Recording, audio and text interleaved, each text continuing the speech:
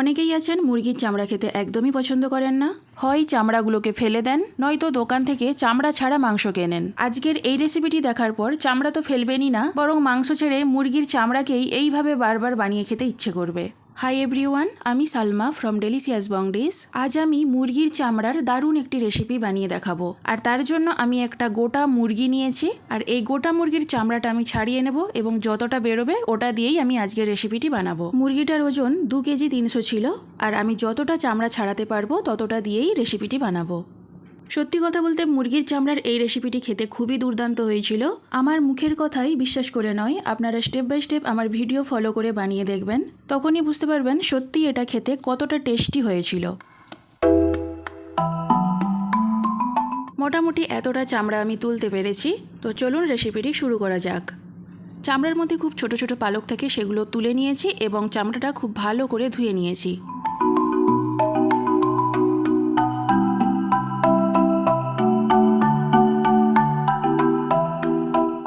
এরপর চামড়াটার মধ্যে একটু নুন আর একটু হলুদ গুঁড়ো দিয়ে খুব ভালো করে মিশিয়ে নেব।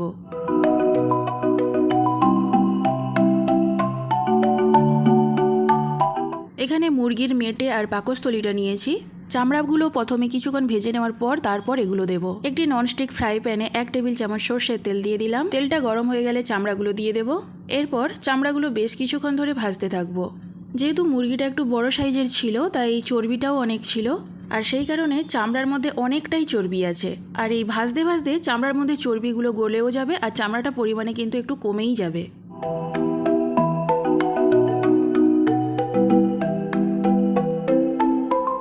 তো চামড়াটা কিছুক্ষণ ভাজা হয়ে গেছে। এরপর মুরগির মেটে আর পাকস্থলীটা দিয়ে দেব। এরপর সব একসঙ্গে ভাজতে থাকবো।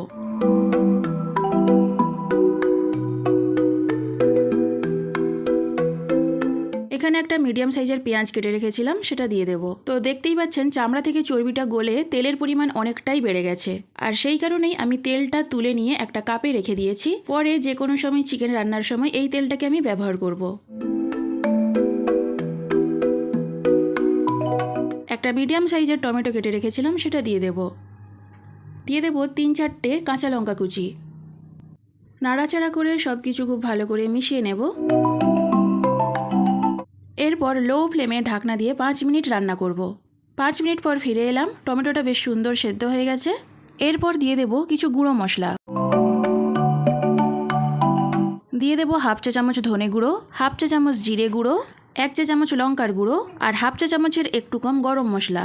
চামড়াটা ভাজার সময় লবণ দিয়ে ভেজেছিলাম, আর লবণের পরিমাণটা একটু বেশি দিয়েছিলাম, তাই লবণটা আর দিতে হবে না।